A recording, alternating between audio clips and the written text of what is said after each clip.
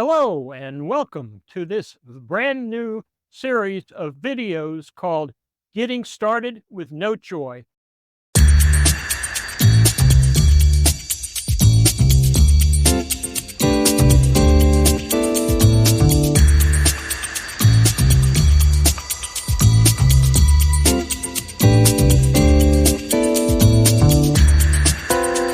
This series is designed to help any of you who have struggled with this product in the past, or those of you who are brand new to the joys of working with Notejoy, as I will show you how to set it up, assuring that it fulfills your note-taking needs for your specific and unique workload. This is going to be a very basic setup guide, as I plan to do maybe as many as 5 videos on different topics that you should know to help you get started.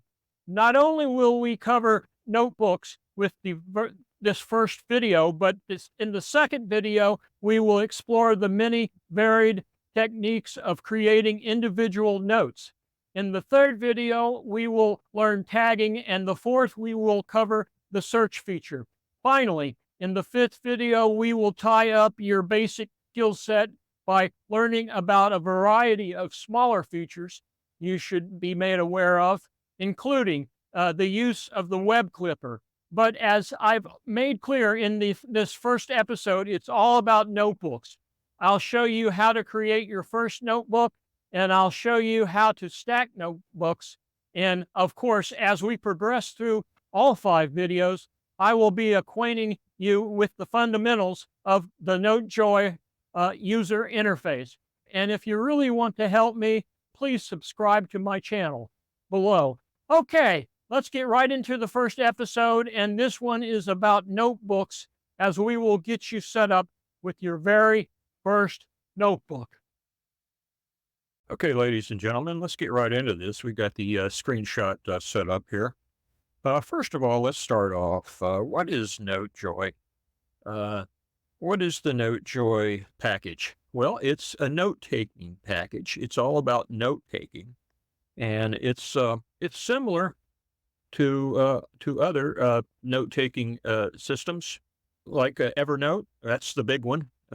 And there's also Microsoft OneNote and Apple Notes. They're all note-taking systems. Now, Notejoy can be thought of as an alternative to Evernote. I mean, if you've used Evernote in the past and you switch over to Notejoy, you won't have any problems because it's very similar to the way it works. But it's more affordable, and that's sort of what attracted me to it. And Evernote's kind of expensive. I use Notejoy, and I enjoy it. I think it's a good product. All these systems are note-taking packages. So let's talk about notes. And notes is what Notejoy is all about. And notes, it's important to remember, can be pretty much anything. A note is something you jot down and you remember, or it's important information. You can use notes to improve yourself in that you can get organized better. A lot of people are into this software because of that, the self-improvement. And you've got a lot of academics that use it. Myself, I've used it to prepare my books. I'm an author, and I use it for research. And I go into different publications, not only textbooks or books, but magazine articles, different publications, and I glean important information out of there. It goes into all of my chapter notebooks. You can use internet links and an important link to a web page. You can use that as a note. Also, you can create lists and tables, and I could show you how to do that later.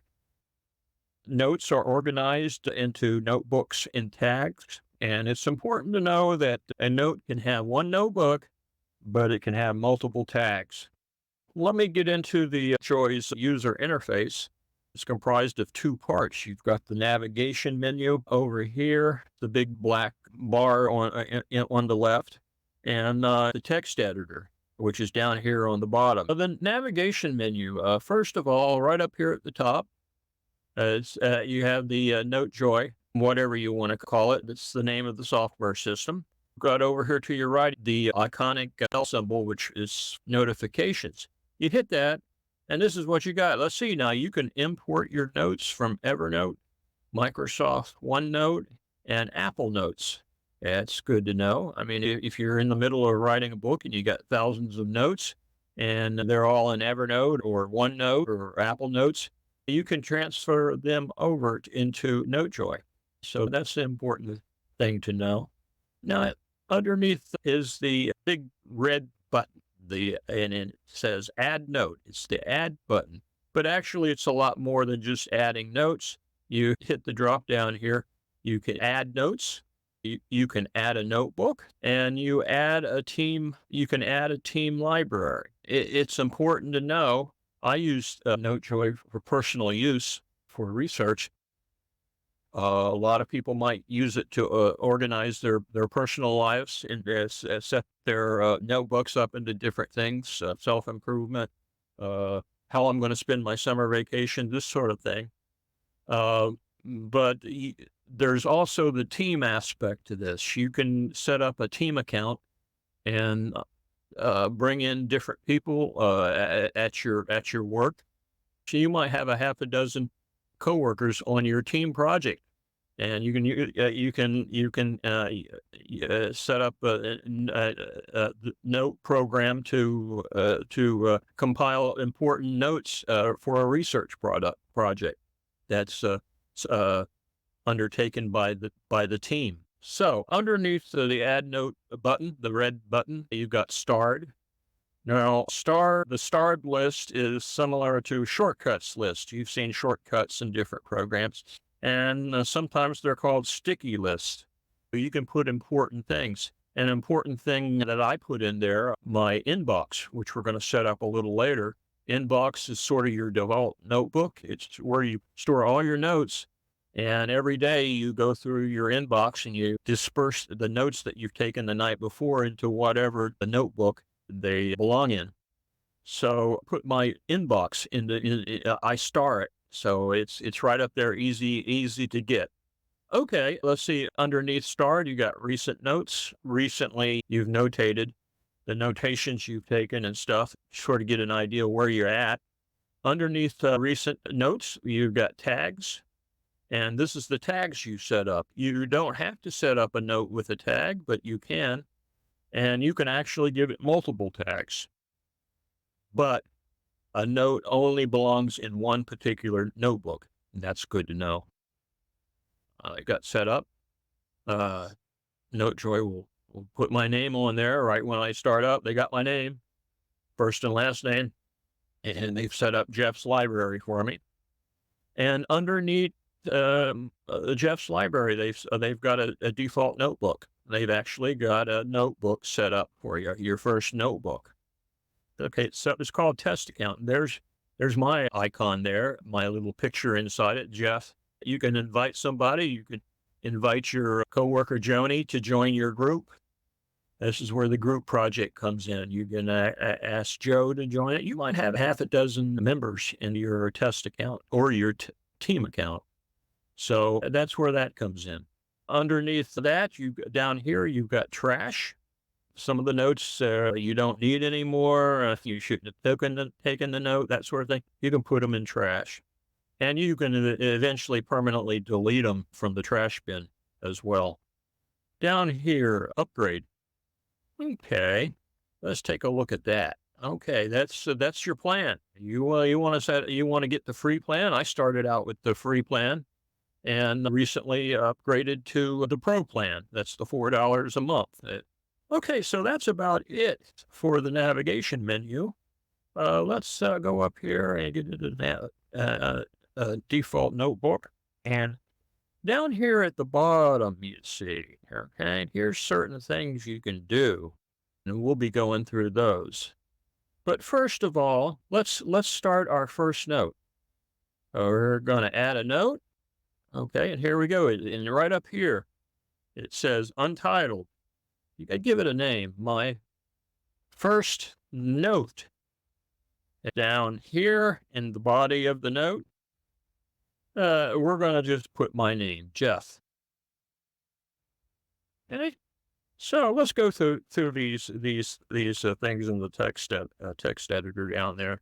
you got the headings. You can make Jeff a heading, and there's 3 sizes: heading 3, 2, and 1. You can see heading 1. And now notice up here, I've got it highlighted. Uh, there it is. I got it highlighted, Jeff. So we hit the header 3, the H3. Yeah, hey, look, it expands it a little bit. You go over here to header 1. It expands it even more. Okay, so you've got a lot of lines. You've got your title line, and you might want to make that bigger than everything else. That just shows you, gives you the title and what the note is all about. So that's important, the size. Now, let's see here. Let's take it back to nothing. It'll stay there. Okay. And hit bold. This should make it bold. Okay, now it's already bold, so it didn't change it any. Next to bold, you got the I, which stands for italics. Let's make it italics. There it is. It's sometimes important to italicize certain parts of your text to make it stand out. So I turn all of these settings off after I use them, okay? Because it'll screw it up after a while. You get too many things on it, and it won't work properly. Okay, let's highlight this again. And this is for underline. Yep, you see? Got on it. There, you've got a big paragraph and a sentence or two in it. You might want to underline it because it's important to know it. And turn that off. You see down here, if it's being used, it's blue. So okay, hit that. It's not blue anymore, and you don't have the underline. Now let me see if I can turn off the bold.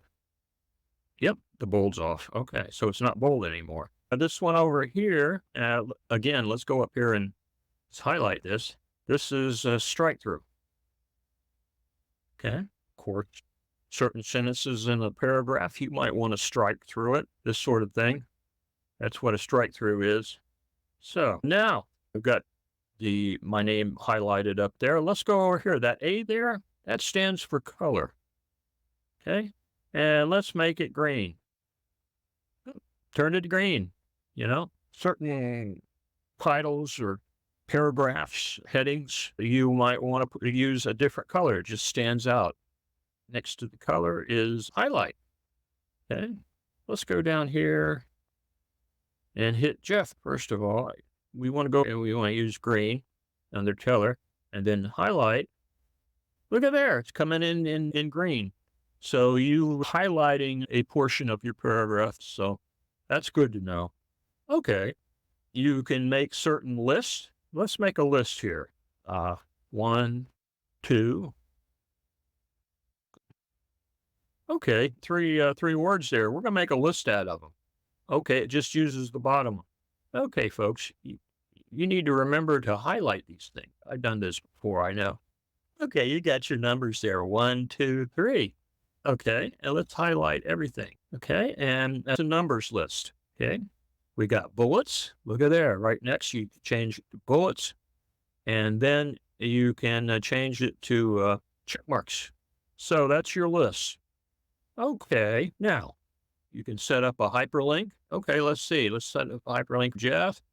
And there you go. You put Jeff is highlighted. You want to put the URL in there to where you're linking. Hit save, and there you go. And you notice it's Jeff is hyperlinked, and the color is red. It's turned red. So all hyperlinks are red. So it's hyperlinks. Okay, we turn that off. Okay, let's see. We can put in an image. You can insert image. You might need to put a logo in your note or something. It's whatever you need it for. You can just put in a video as well. There's a video. Put in the URL. A video will pop up. Next to video, the document. Okay. You can bring in documents, some attachment files. You've got different documents down here. You got PDF. You got a Word document, several types of documents. You might bring the document up and you might want to only use one paragraph in that document and make it a note. So that's important to know. Also, you can use quotes here. You can set things up with the quotes and it'll give you quotation marks and that sort of thing. So that's your text editor menu. So I've gone over your navigation menu, this big black bar over here to the left, and then I've gone through your text editor menu. Okay, let's switch over to notebooks now. In your test program, it'll let you create as many as 250 notebooks in the free account. If you got the premium account, you can make 1,000 notebooks. So that's good to know. Let's set up some notebooks now. Let's go over here and see this default notebook here. Okay, let's add. And right up here at the top, it says default notebook. And over here, just drop down here, you got a bunch of things you can do with it. Let's rename that default notebook. We're going to rename it Inbox. Okay, this is your inbox. It says inbox up here now, and it says inbox down here. And let's see, inbox and then starred. There we go. And let's see if it takes. It should take. Inbox. Okay, and let's hit it. No, it didn't take. Okay. There we go. Okay, start. Well, you got to play with it. You'll get to know how to start. But a lot of people do star their inbox. It's like it's up there at the top. It's easy to get to. So we're in inbox now, and we got my first note here. My first note in my inbox. And wants to know about the inbox. Push out your inbox as often as possible. Don't leave a lot of stuff in it because you forget the notes and where they go. In the evening, and I might make about 17 to 18 notes. And in the morning, I boot up my laptop, and sure enough, those 17, 18 notes are there. I go through them, each note, and I move the note, and it's easy to move a note. Just, you come up here and you see it's sort of highlighted there. You come down and you put it into wherever you want to put it. So you can move notes around. It's important to know. The inbox, you got to clean it out as often as possible. I mentioned you want to make the inbox a starred item. And you want to remember your inbox is your main or primary, or I think of it sometimes as a clearinghouse notebook, where you want to store things. So it's important.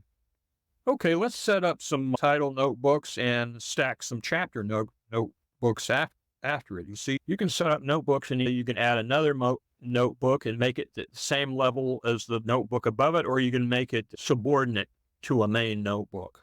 So let's set up some notebooks. We're going to go up to the red block. We go down here and we want to say add a notebook. And there it is. You're going to need to put the add notebook name there. So we're going to call it So here it is. The notebook history book has come up now. Let's start another notebook. We're going to add another notebook, and we're going to make this one chapter 1. And this is a history book. It starts at 1815 and goes through all the present 20-year intervals, which would mean I'd have about 13 chapters. We're only going to set up 3 today for demonstration purposes. So we want to add that. And sure enough, under history book, okay, it made it subordinate to itself. You can see here it's indented. Okay, so let's go back up here and we're going to add another chapter, add a notebook, and we're going to make this one chapter 2, and that would be from 1836 to 1855, just to know. And we're going to add this. Okay, now look at this. This is kind of messed up here. It's on the same level, so we don't want that. We'll fix this a little later. Let's set up one more chapter, and let's see. Let's go up to history book, and let's set up one more chapter notebook. Add notebook, and we're going to make this chapter 3. Chapter 3, And let's make these like everything else. That would be chapter 3 is 35 to 1850 to 1875. There we go. Chapter 3. All right. And let's see here. Okay. And there again, they're on the same level as history book. We're going to want to make these subordinate. And this is how you do it. It made it on top. We got to play with this a little bit. Okay. Let's see here. Okay, there we go. It made it subordinate to history book. Now let's try this one. You got the history book, and then you got the three subordinate chapters. And that's how you stack different notebooks. The history book notebook is sort of a title notebook, you can call it. It might not have anything in it. It's just there to say that the chapters below it all belong to a book. So what that is all about. I'm going to give you guys a homework assignment. And your first homework assignment will be to create your first notebook.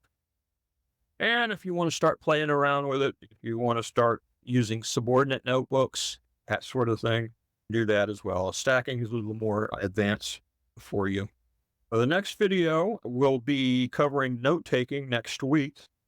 Folks, I want to thank you for listening. I hope this has been meaningful for you, this video.